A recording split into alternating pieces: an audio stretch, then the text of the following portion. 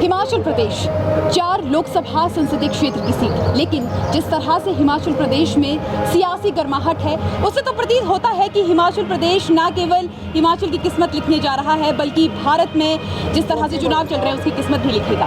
और आज हम चर्चा करेंगे हिमाचल प्रदेश की सबसे हॉट सीट बनी मंडी लोकसभा सीट की, जहां पर लगातार अलग अलग नेताओं का दौर जारी है, जहां पर अलग अलग तरह से बातें निकल कर भी सामने आ रही है।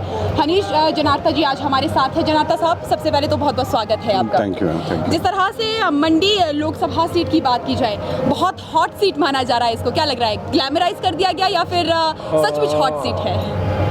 नहीं, वैसे अगर देखे जाए तो दोनों प्रत्याशी जो हमारे हैं, they are youngsters and they have a huge following on their own line. As for Kangana ma'am, she has a following in the industry and as for Vikramaditya ji, उनका जो फॉलोइंग है वो एक आम यूथ के साथ है और उनका संपर्क जनता के साथ है। तो इस वजह से आपको लगता है तो उस कारण ये सीट थोड़ा हाइप भी मिला है इस सीट को। एंड जनरली बिकॉज दोनों स्टार अवार्ड्स लड़ रहे हैं, तो through media and generally through public and advertising and other postal जो हमारा इलेक्शन का सिनेरियो चलता है उसके कारण ये लग रहा है कि हाइप सीट है, पर it's a regular election basically. Shimla शहरी से आप चुनाव लड़ते हैं इस समय, वहाँ से आप एमएलए भी हैं।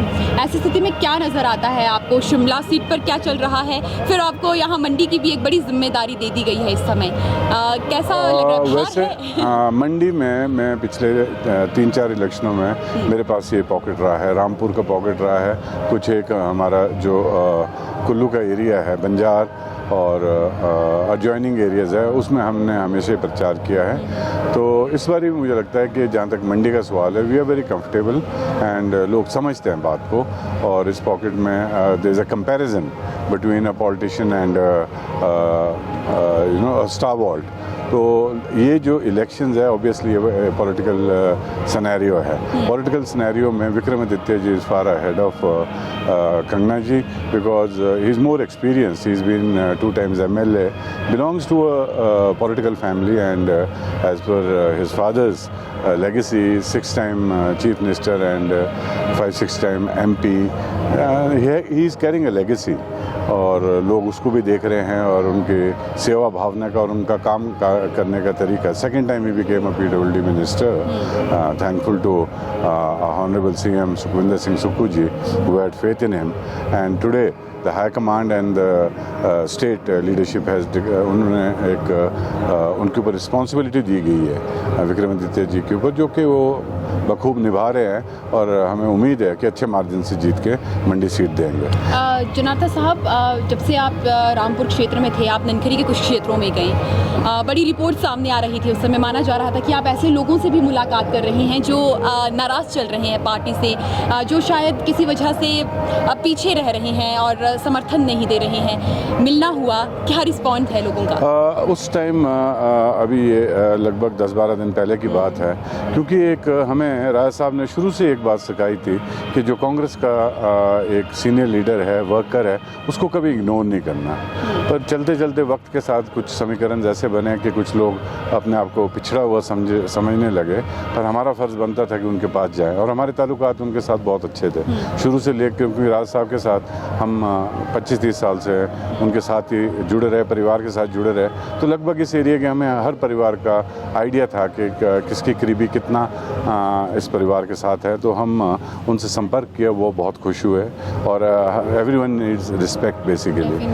और जिन लोगों को, you can not in politics ऐसा नहीं होता है कि you can use and throw people, no, you have to carry everybody along with you. और वो तो वो लोग थे जिन लोगों ने इस पार्टी को मजबूत किया है और सिर्फ रामपुर क्षेत्र में नहीं, प्रदेश क्षेत्र के लेवल पे भी उन्होंने अपनी कुर्बानियाँ दी इस पार्टी के लिए, मजबूती की, अपना सहयोग दिया।